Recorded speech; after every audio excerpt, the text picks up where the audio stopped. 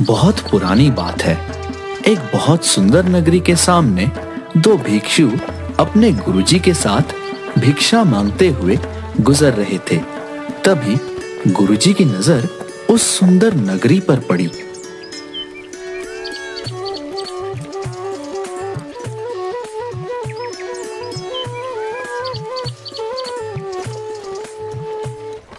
वाह वाह वाह, अति सुंदर। इस नगरी को देख के तो आंखें तृप्त हो गईं। बहुत सुंदर नगरी है।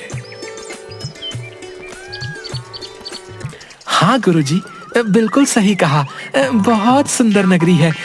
बस यहाँ भिक्षा भी सुंदर मिल जाए तो आनंद ही आनंद है। बिल्कुल सही फरमाया प्रेमपाल। अब बस इस नगरी में झोली भर मिठाइयाँ और पकवान मिल जाएं, फिर तो आनंद ही आनंद है। अच्छा अच्छा, ठीक है। चलो अब ध्यान से सुनो। कुछ भिक्षा में मिले तो भगवान को भोग लगे। बच्चा प्रेमपाल, तुम नगरी में पूर्व दिशा की ओर जाओगे और बच्चा वीरपाल, तुम नगरी में पश्चिम दिशा की ओर जाओ और जो भिक्षा में मिले सहज स्वीकार कर सूरज ढलने से पहले यही मिलना। चलो चलो, अब भिक्षा के लिए प्रस्थान करो। जी गुरुजी महाराज।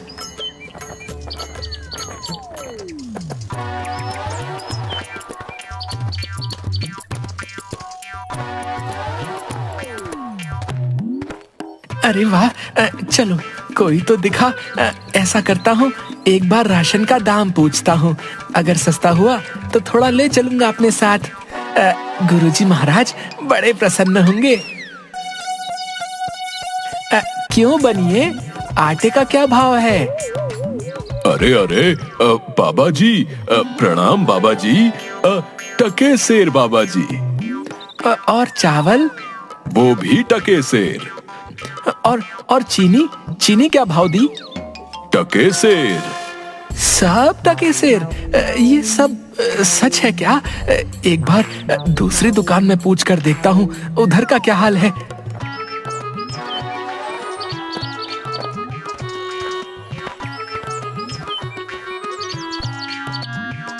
अरे बेटी, टमाटर कैसे दिए? टके सेर बाबा जी। और गोभी? टके सेर बाबा जी, ये भी टके सेर। और ये वाली? साधु महाराज, ये भी टके सेर दिया। अरे वाह वाह वाह, आनंद ही आनंद, सब टके सेर।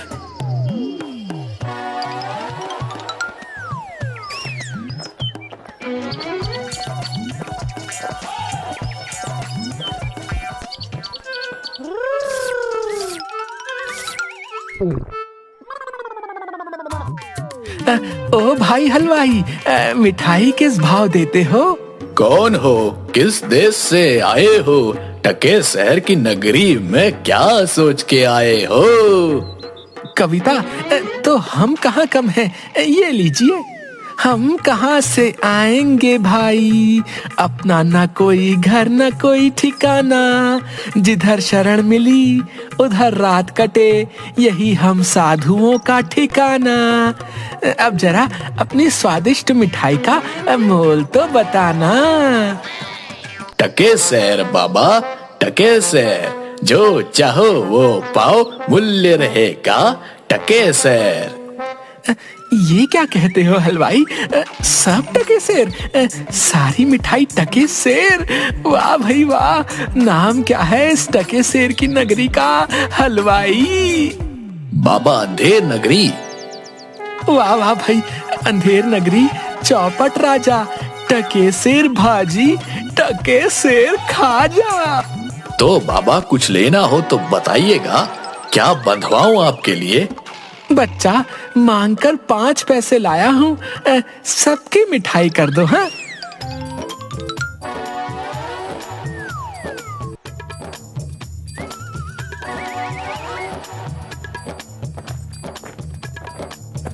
वाह वाह वाह वाह, क्या किस्मत पाई है। आज तो भिक्षा में प्रभु ने प्रसन्न कर दिया। जय हो प्रभु, जय हो।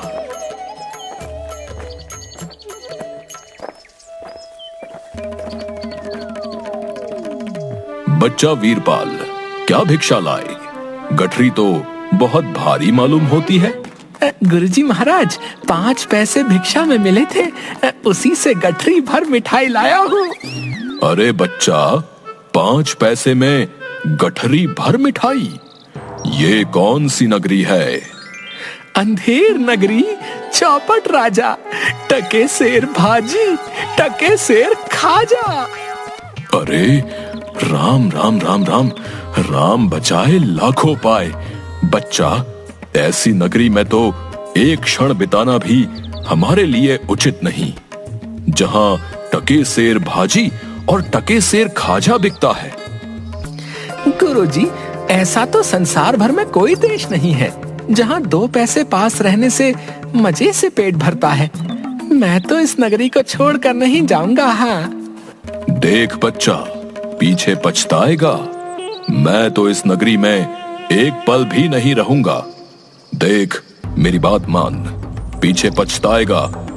मैं तो जाता हूं, पर इतना कह देता हूं कि कभी संकट पड़े तो याद करना। देख वीरपाल, क्यों जिद करता है? जब गुरुजी ने कहा चल, तो चल यहाँ से। यहाँ रुकना उचित नहीं। अरे जा जा चिपकू कहीं का, चिपका रहे अपने गुरुजी से। मैं तो इस नगरी में पेट भर खाऊंगा। तू भूखा भिक्षा मांग, मैं नहीं जाने वाला।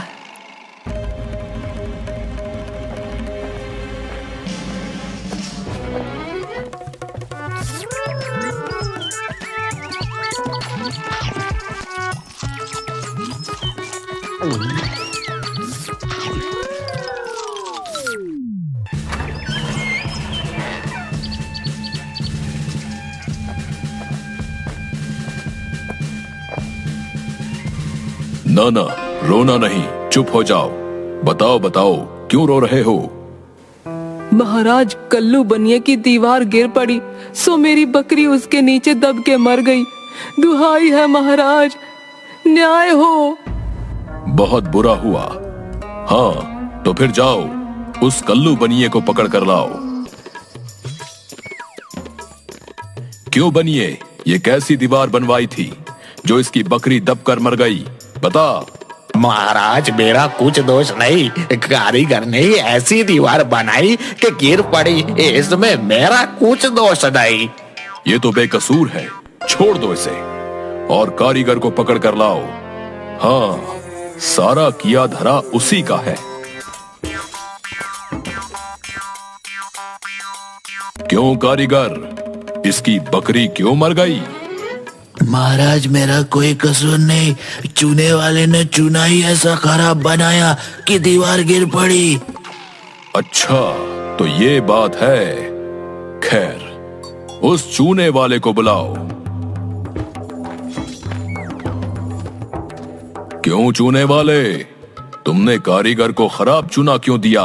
बताओ, नहीं तो तुम्हारी खैर नहीं।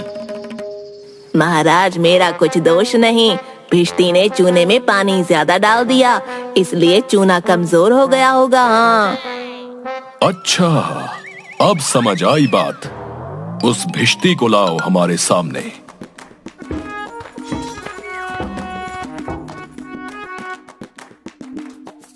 क्यों भिश्ती, इतना पानी क्यों मिलाया तुमने कि इसकी दीवार गिर पड़ी और बकरी दबकर मर गई? महाराज, गुलाम का कोई कसूर नहीं, कसाई ने मशक ही इतनी बड़ी बना दी थी कि उसमें पानी ज्यादा आ गया। अच्छा, कसाई को लेकर आओ और इस भिश्ती को निकालो यहां से। क्यों कसाई, तुमने ऐसी मशक क्यों बनाई? महाराज, गड़िया ने टकेसर में इतनी बड़ी भेड़ मुझे बेची कि मशक बड़ी बन गई। अच्छा, तो चलो, इस कसाई को निकालो यहां से और गडरिये को लाओ यहां पर। क्यों गडरिये, ऐसी बड़ी भेड़ क्यों बेची तुमने? महाराज, उधर से कोतवाल साहब की सवारी आ रही थी, इस कारण मैंने छोटी बड़ी भेड़ का ख्याल ही नहीं किया। मेरा कुछ कसूर नहीं। अच्छा, इसको अब निकालो और कोतवाल को पकड़ कर लाओ। महाराज मेरा कसूर कैसे? मैं तो शहर के इंतजाम के लिए आया था। भला अगर अपना काम नहीं करूंगा तो अपना फर्ज कैसे निभाऊंगा? ये तो बड़ा गजब हुआ। कहीं ऐसा ना हो कि ये बेवकूफ अपने चक्कर में पूरे नगर को फूंक दे। नहीं नहीं, तुमने इतने धूम से सवारी क्यों निकाली? हाँ हाँ मंत्री जी, सही कह रहे हैं। तुमने इतनी धूम से सवारी क्यों निकाली, जिसका परिणाम ये हुआ कि बकरी मर गई। लेकिन महाराज हम अब कुछ नहीं सुनना चाहते। ले जाओ इसे और फांसी पर चढ़ा दो।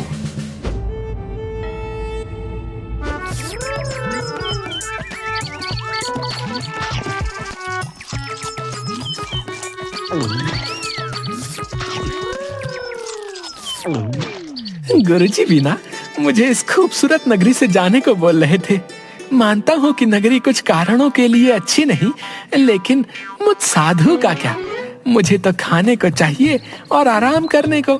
वाह वाह वाह, लड्डू तो बहुत ही स्वादिष्ट है। कुछ ही दिन हुए हैं अभी नगरी में, कहीं मैं मोटा तो नहीं हो गया? तभी राजा के कुछ सिपाही वीरपाल को घेर लेते हैं। यही मोटा सही है। चल जरा चल, मिठाई खाकर खूब मोटा हो रहा है। आज मजा मिलेगा तुझे। अरे ये आफत कहाँ से आई? अरे भाई, मैंने तुम्हारा क्या बिगाड़ा है जो मुझे पकड़ते हो? आप तो बड़े मोटे हैं, इसलिए फांसी लगेगी आपको। हाँ, मोटा होने से फांसी? अरे अरे, ये कहाँ का न्याय है? अरे साधुओं से हंसी नहीं की जाती। बच्चा जाओ जाओ यहाँ से, मैंने भोजन कर लिया है, अब साधना का वक्त है, जाओ। साधना तो हम करवाएंगे। जब सूली पर चढ़ जाओगे तब पता चलेगा कि फांसी है या हंसी है। सीधी तरह चलते हो या घसीट कर ले जाएं? बात क्या है? एक साधु आदमी को बिना किसी बात के फांसी पर चढ़ाना चाहते हो? बात यह है कि कल कोतवाल को फांसी का हुक्म हुआ था, लेकिन जब फांसी देने को उसे ले गए तो फांसी का फंदा बड़ा निकला और हमारे कोतवाल साहब तो दुबले हैं। फिर हम लोगों ने महाराज से अर्ज किया। इस पर हुक्म हुआ कि एक मोटा आदमी पकड़कर फांसी दे दो, क्योंकि बकरी मरने के अपराध में किसी ना किसी को तो सजा मिलनी जरूरी है ना, नहीं तो सच्चा न्याय हो नहीं पाएगा। हे प्रभु, इस पापी पेट के चक्कर में मैंने गुरुजी की बात न मानी। हे बाप रे, मुझ बेकसूर को क्यों फांसी दे रहे हो? अरे भाइयों, कुछ तो धर्म का ख्याल करो। अरे मुझे छोड़ दो मुझे। मैंने गुरुजी का कहना क्यों नहीं माना?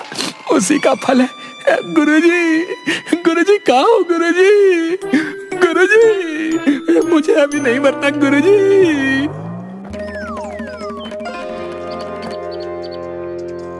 अरे बच्चा वीरपाल, तेरी ये क्या दशा है?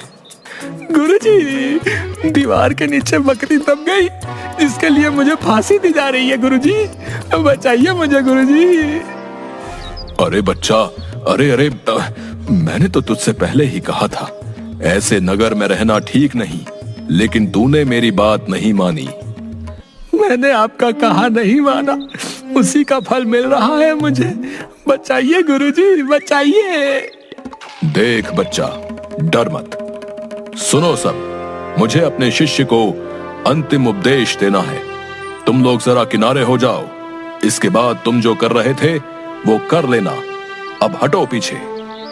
महाराज, हम पीछे हट जाते हैं, आप बेशक उपदेश दे सकते हैं।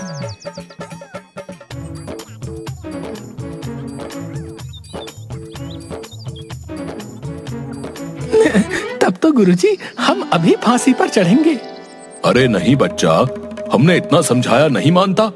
हम बूढ़े हुए, हमको चढ़ने दो फांसी पर। भला तुम्हारा पूरा जीवन शेष है, मजे से गुजारो। नहीं गुरुजी, स्वर्ग जाने में बूढ़ा जवान क्या? आप सिद्ध हैं गुरुजी, आपको गति अवगति से क्या मतलब? मैं चढ़ूंगा फांसी पर। भाई, ये क्या मामला है? अभी तक तो ये मोटा साधु रो रहा था, लेकिन अब ये पहले फांसी पर चढ़ने के लिए लड़ रहा है। समझ में नहीं आता। महाराज को इसकी खबर देकर आता हूँ। सैनिक तुरंत महाराज के पास जाते हैं। महाराज, एक चेले से मिलने गुरु आया, कुछ कान में बोला। तभी से गुरु चेले में फांसी पर चढ़ने के लिए लड़ाई चल रही है। गुरु कहता है मैं चढ़ूंगा, चेला कहता है मैं चढ़ूंगा। ये क्या माजरा है, पता लगाना पड़ेगा। चलो गुरुजी महाराज के पास ले चलो हमें, हम उनसे पूछेंगे कि आखिर माजरा क्या है। बताइए गुरुजी महाराज, आप फांसी पर क्यों चढ़ना चाहते हैं? महाराज, इस समय ऐसी शुभ घड़ी है कि जो भी पहले फांसी पर चढ़ेगा उसे स्वर्ग की प्राप्ति होगी। तब तो हम ही फांसी पर चढ़ेंगे। नहीं, हमको फांसी की सजा मिली थी ना, हम ही चढ़ेंगे। हमको हुक्म है। हाँ भाइयों, जल्दी करो, हमको फांसी दो। हाँ। नहीं नहीं, हम लटकेंगे, हमारे कारण ही तो दीवार गिरी थी ना। चुप रहो सब लोग, महाराज के होते हुए कौन स्वर्ग जा सकता है? हमको फांसी पर चढ़ाओ, जल्दी जल्दी करो।